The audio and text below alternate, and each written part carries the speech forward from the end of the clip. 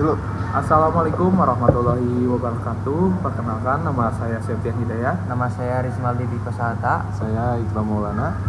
Pada hari ini kita bakal nge-review ataupun nge-podcast perihal dari buku akuntansi manajemen, yaitu pada bab 12 yang berjudul Balance Scorecard. Pada materi ini mungkin kita bakal berbincang-bincang ya, ataupun membahas mengenai yang pertama itu ada definisi, konsep dan perspektif. Yang kedua ada fungsi balance scorecard itu sendiri.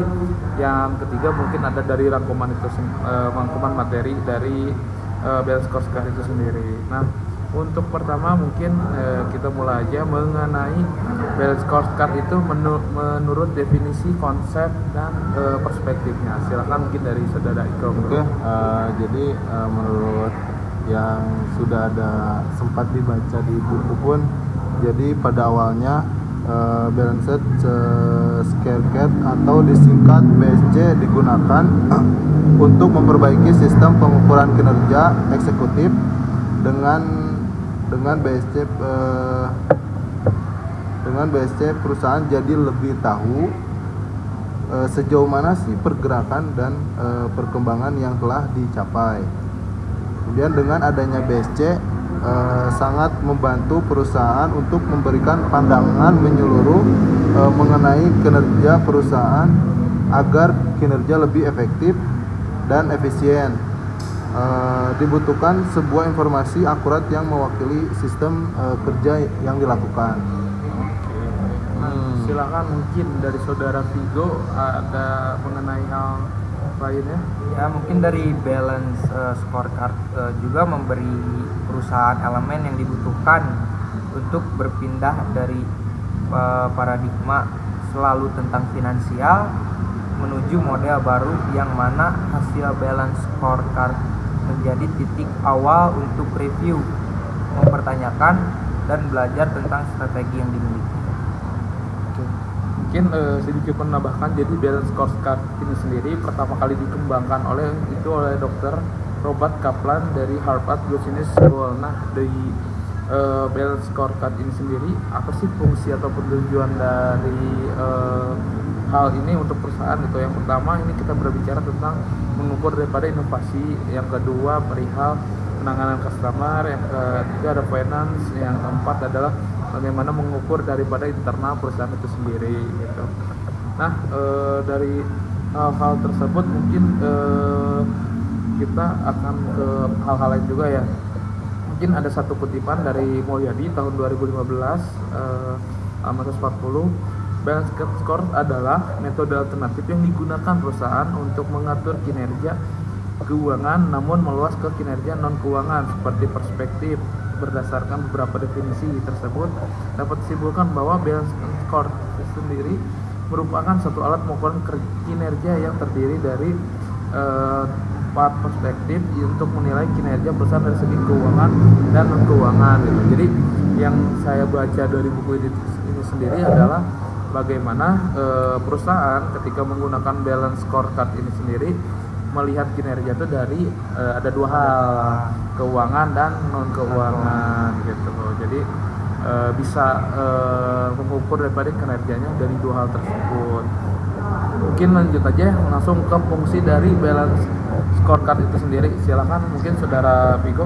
Mungkin dari fungsi balance scorecard itu ada yang pertama sebagai alat ukur perusahaan apakah visi dan misi yang dianut telah tercapai.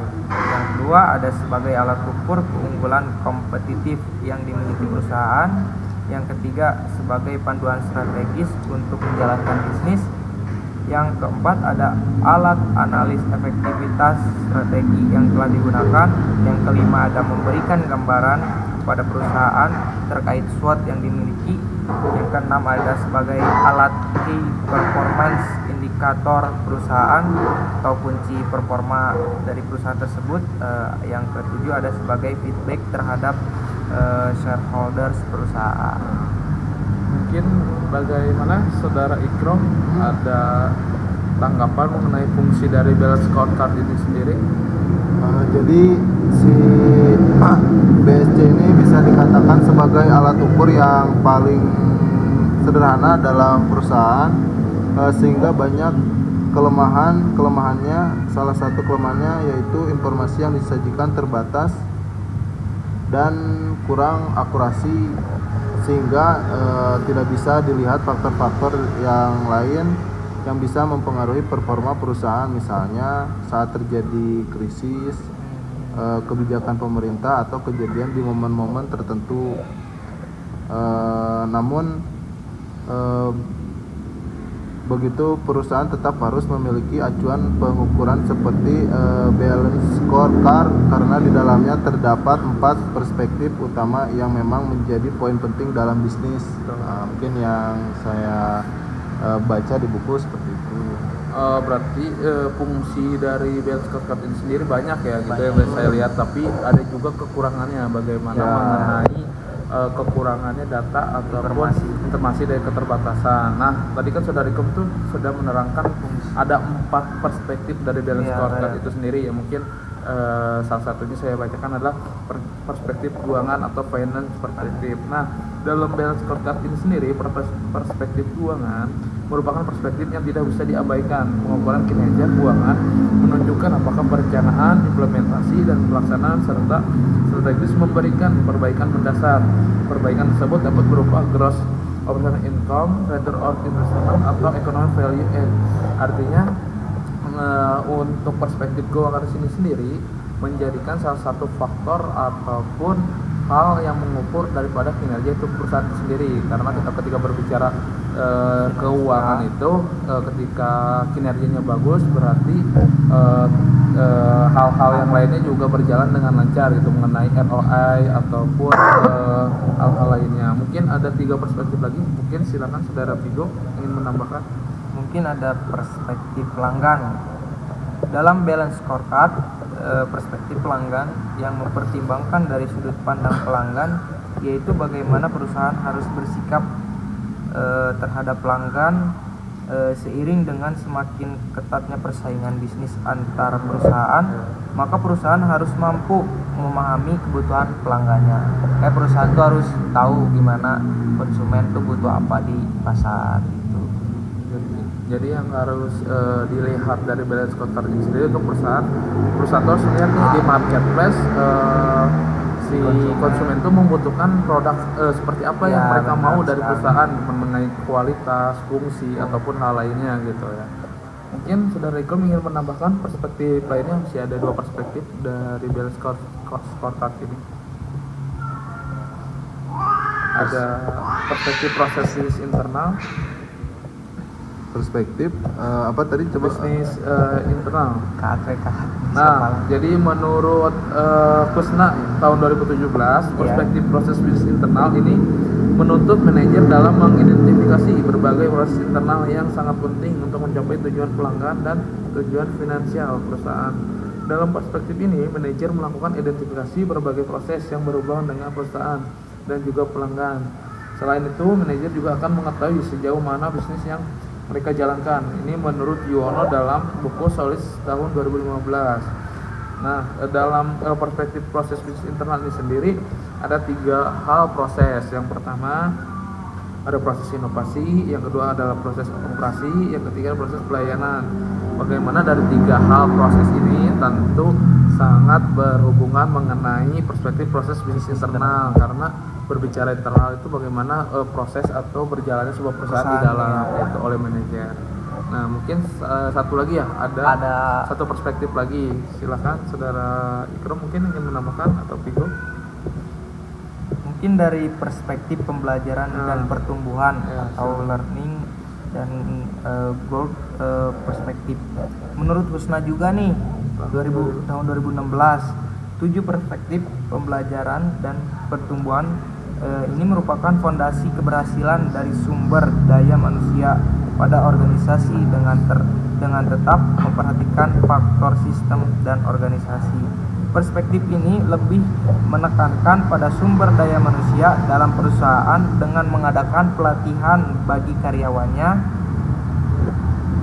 peningkatan kemampuan sistem informasi, dan membuat prosedur yang baik serta memperbaikan rutinitas pekerjaan gitu teman-teman. terus yang dibahas Pigo itu perspektif pembelajaran dan pertumbuhan. Sebenarnya itu ada mencakup 3 prinsip. Yang pertama ada kapabilitas pekerja, terus ada kepuasan pekerja, kemudian ada retensi pekerja, Apa aja sih dan itu? ada produktivitas pekerja. Nah, mungkin untuk kapabilitas pekerja itu merupakan bagian kontribusi pekerja pada perusahaan. Kemudian untuk kepuasan pekerja itu merupakan prakondisi untuk meningkatkan produktivitas, tanggung jawab, kualitas, dan pelayanan kepada konsumen. Nah, untuk retensi pekerja, kemampuan untuk mempertahankan pekerja terbaik dalam perusahaan. Kemudian untuk produktivitas pekerja itu hasil dari pengaruh keseluruhan dari peningkatan keahlian dari moral, inovasi, proses internal, dan kepuasan pelanggan. Oke, mungkin tadi sudah paparkan oleh teman-teman itu sendiri ya.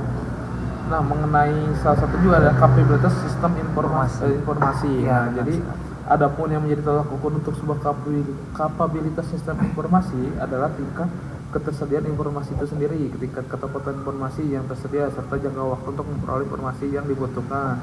Yang ketiga ada iklim organisasi. Nah, dalam iklim organisasi ini sendiri merupakan salah satu pendorong timbulnya motivasi dan pemberdayaan adalah penting untuk menciptakan pekerjaan yang berinisiatif. Adapun yang menjadi tolak ukur hal tersebut adalah jumlah saran yang diberikan pekerja. Artinya untuk jenis iklim organisasi sendiri, semakin banyaknya pekerja memberikan saran terhadap sebuah pekerjaan ataupun saran terhadap sebuah perusahaan, artinya jalannya dari sebuah iklim organisasi itu jalan gitu. Jadi karena ada check and balance, kalau itu sebutnya, karena bagaimana perjalanan sebuah perusahaan bisa diukur efektif atau tidak, karena yang tahu kan di internal gitu ya, hal-hal yang terkait itu sendiri. Nah, yang selanjutnya mungkin yang terakhir, materi terakhir itu adalah mengenai rangkuman dari materi ini sendiri. Nah, silakan mungkin ada yang mau menambahkan sama Jadi sudah ya, kesimpulan dari selama ini scorecard ini sendiri. pembahasan yang sudah diobrolkan tadi, jadi si balance scorecard ini merupakan suatu alat pengukuran kerja yang terdiri dari 4 perspektif, yaitu perspektif keuangan, perspektif pelanggan, perspektif proses bisnis internal, serta perspektif pembelajaran dan pertumbuhan. Jadi untuk apa sih? Untuk menilai kinerja perusahaan dari segi keuangan dan non keuangan. Nah, mungkin dari pendapat Pigo apa nih? Jadi setelah obrolan yang tadi itu, apa yang bisa ditarik oleh Pigo? Sebenarnya pembelajaran dan pertumbuhan ini Kalau beda maksudnya. mungkin yang saya dapat ataupun yang saya mengerti dari rangkuman materi tentang balance scorecard ini sendiri mengenai perusahaan, bagaimana perusahaan memberikan beberapa kriteria gitu untuk mengukur daripada kinerja perusahaan itu sendiri. Nah, ketika perusahaan menggunakan balance scorecard ini sendiri, tadi kan ada beberapa perspektif yang harus digunakan perusahaan untuk mengukur daripada kinerja perusahaan itu sendiri gitu. Ya. Jadi ketika 4 perspektif ini digunakan ataupun digunakan oleh perusahaan ataupun manajer, tentu ini dapat mengukur bagaimana efektivitas ataupun kinerja dari perusahaan itu sendiri. Nah, jadi yang benar, jadi perspektif ini lebih menekankan pada sumber daya manusia dalam perusahaan dengan mengadakan pelatihan bagi karyawannya, peningkatan kemampuan sistem informasi, dan membuat prosedur yang baik, serta melakukan kaizen atau perubahan secara terus-menerus dengan melakukan perbaikan. Jadi ya kalau si perusahaannya ingin ada perubahan, otomatis itu harus gitu jadi harus ada evaluasi. Mungkin tiap perusahaan beda, entah itu evaluasinya tiap bulan atau tiap tahun, mungkin itu beda balik-balik ke perusahaannya masing-masing. Begitu sih mungkin. Gimana? Saudara Pigo ada tambahan lagi atau Cukup mungkin. Oke. Mungkin dari materi ini yang sedikit saya tambahkan adalah bagaimana perusahaan untuk bagaimana menambahkan added value gitu untuk sumber daya manusia ini sendiri gitu. Ya. Ketika si perusahaan ini menambahkan added value untuk pekerjanya, tentu untuk kenaikan pekerjaan ataupun peningkatan daripada kualitas pekerjaan juga akan berdampak terhadap produksi, terus margin yang sehat ataupun terjadi peningkatan dan hal lainnya. Siap. Mungkin itu saja yang mungkin bisa kami bahas ataupun kami sharing mengenai dari buku akuntansi manajemen bab 12 mengenai balance scorecard yang ditulis oleh Bapak Juanda. Mungkin itu saja. Wassalamualaikum warahmatullahi warahmatullahi wabarakatuh. wabarakatuh.